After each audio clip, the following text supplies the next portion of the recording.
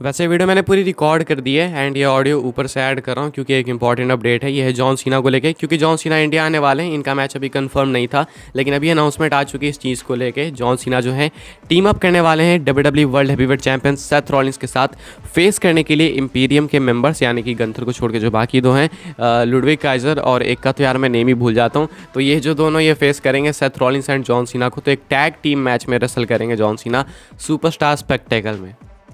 तो गाइस मैं हूं अंकित और आप देख रहे हैं रेसलिंग फैंस नेटवर्क। मेरी आवाज़ थोड़ी सी फंस चुकी है भाई, तो मैनेज कर लेना। शुरू करते हैं हम लोग सबसे पहले फ्राइडे नाइट स्मैकडाउन की व्यूअरशिप से। तो स्मैकडाउन का एपिसोड जो कि काफ़ी ज़्यादा लोगों ने देखा होगा, ऐसा हमें लगता है, क्योंकि ये ट्रिब्यूट एपिसोड था ब्रे वाइट के लिए और टेरी फंक दोनों के लिए, प्लस यहाँ पे मैचेस भी थे एंड और भी बहुत सारी चीज़ें थी।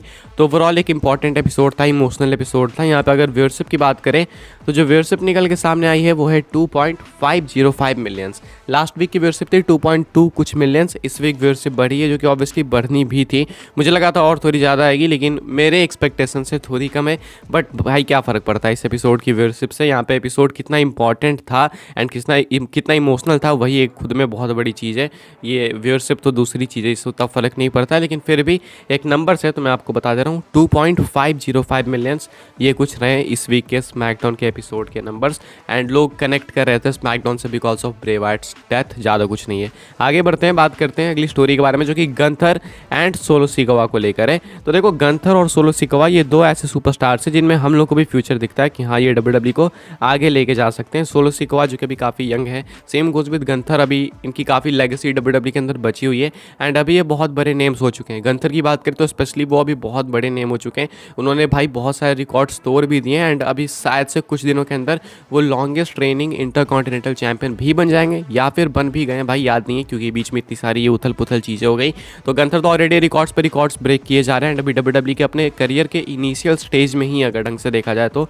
बात करें सोलो सिकोवा की, तो सोलो सिकोवा का भी नेम फेम काफ़ी ज़्यादा हो चुका है। तो ऐसे में अपडेट का कहना है कि WWE जो है करेंटली इन दोनों को नेक्स्ट डेकेड में टॉप हील मेन इवेंटर बनाने की सोच रही है। मतलब बेबी फेस की यहाँ पे बात नहीं है, टॉप हील यानी कि रोमन रेंस की बात कर सकते हो आप लोग, उस तरीके का मेन इवेंटर बनाने की सोच रही है। 2015 में सेथ रॉलिंस हुआ करते थे, 2014-15 में, तो उसी टाइप का आप एक्सपेक्ट कर सकते हो कि सोलो सिकोवा और गंथर के साथ ट्रीटमेंट आपको अगले डेकेड में यानी कि अगले 10 साल में देखने को मिल सकता है। आगे बढ़ते हैं, बात करते हैं अंकल हाउडी की।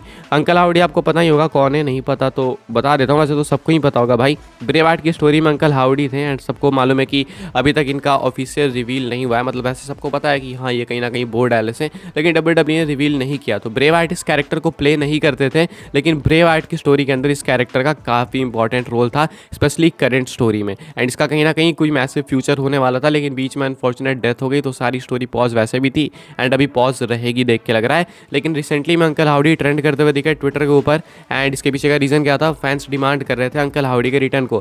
फैंस का कहना है कि ब्रे वाइट की तो डेथ हो चुकी है, वी नो उसकी लेगेसी यानी ब्रे वाइट की लेगेसी काफ़ी इंपॉर्टेंट है, बट फैंस के अकॉर्डिंग उस लेगेसी को मेंटेन करने के लिए एटलीस्ट ये स्टोरी कंटिन्यू करनी चाहिए। अंकल हाउडी यानी कि बोर्ड एलिस को आना चाहिए एंड इस स्टोरी को कंप्लीट करना चाहिए।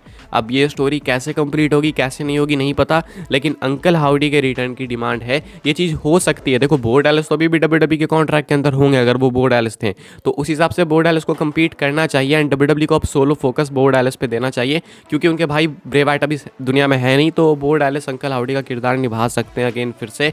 क्या आप लोग चाहते हो कि अंकल हाउडी का रिटर्न हो या फिर नहीं, कमेंट करके बता सकते हो। मेरे थॉट्स थोड़े से 50-50 है, मुझे लगता है होना भी चाहिए नहीं भी होना चाहिए, मैं थोड़ा सा कंफ्यूज हूँ। बाकी आप लोग चाहो तो कमेंट सेक्शन के अंदर बता सकते हो।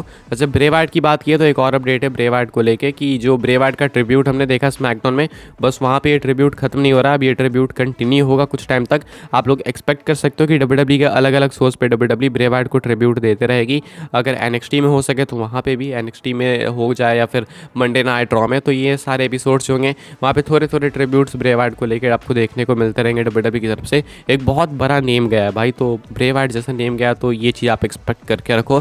आगे बढ़ते हैं, आखिरी स्टोरी कवर कर लेते हैं शेन मैकमैन को लेकर। तो भाई शेन मैकमैन बेचारे आए थे रेसलमेनिया के अंदर, लेकिन अनफॉर्चुनेटली वहीं पर इंजर्ड हो गए, उसके बाद से गायब हो गए। अब एक्चुअली इनको लेकर प्लान्स क्या थे किसी को पता ही नहीं चला, लेकिन अभी इनके रिटर्न को लेकर PW इनसाइडर के किसी रिपोर्टर से क्वेश्चन पूछा गया तो उनका कहना है कि देखो जितना इन्होंने सुना है उस हिसाब से सेन मैकमैन का जो अब रिटर्न है वो UFC और WWE का ऑफिशियल मर्जर के बाद ही होगा। अब पता नहीं है मर्जर एग्जैक्टली कब होने वाला है भाई, इसी टाइम फ्रेम के अराउंड होने वाला था, ये अगस्त सितंबर या अक्टूबर मैक्स टू मैक्स, लेकिन अभी तक तो हुआ नहीं है।